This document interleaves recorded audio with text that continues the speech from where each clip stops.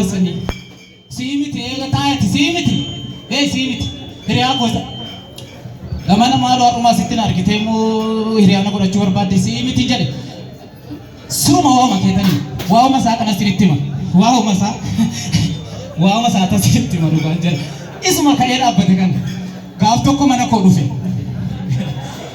eegattanii gaaf tokko mana koo dhufe intaa televiziinii qaba kaa televiziinii hamma humnaa qaba isan laalu immoo televiziinan laalu beektan sagantaa wayitu darbaa jira sagantaa addaa reeffu jalqabee dhumarra ga'e waa'ee aadaa kana dabarsaa gaggaafiin jira mitiiree akkaatanni eenyummaa isaa gosa isaa maal gaafatanii balbala gaafachuu beektuu balbala gaafachuu hiriyaa koo kana waa'ee balbala gurbaan jedheen of cinaatti ilaale balballi kee kamii jennaan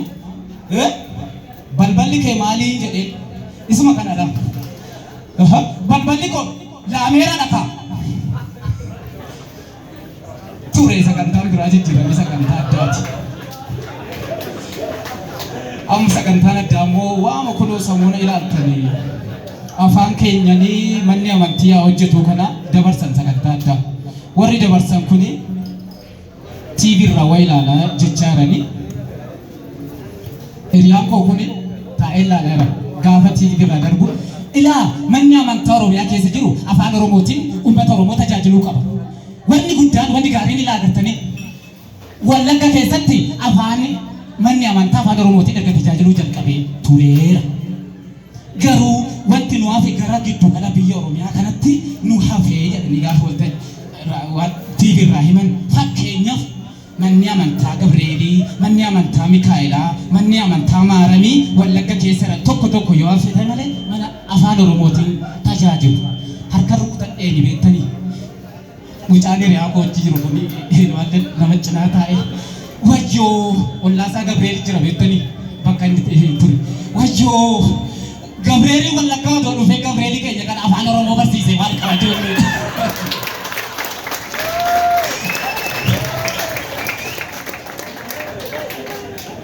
hiriyaa kooti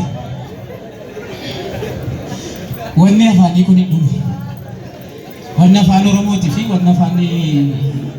isa kaanii dhumu sabsabaa teenye waltajjiin jenne sabsabaa teenye beektanii sabsabaa mana barumsaatii barachaan jira dirqii fuudhaniituma nu taachisanii waan baddaadhaan dhufe hundi dabaree sitti dabarsamiti ree wanti isaan irraa nutti waltajjii nuti qabanii mana barumsaatti barsiisonni keenya sodoon jaalatiin dirqee waan ta'eef nu fuuldura taa'anii waltajjii nu teechisanii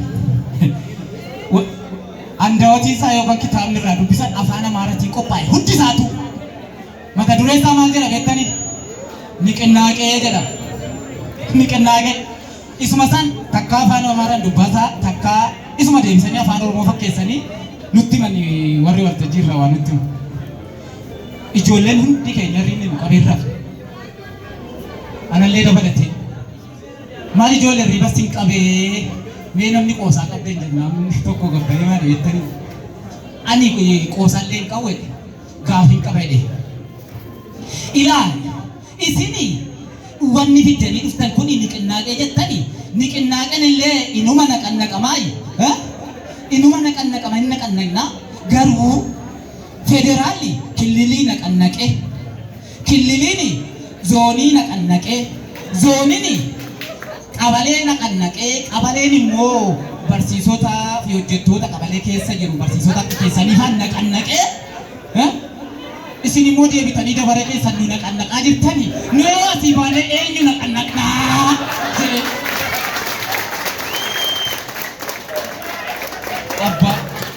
abbaa naqannaqan hin beeknu yoo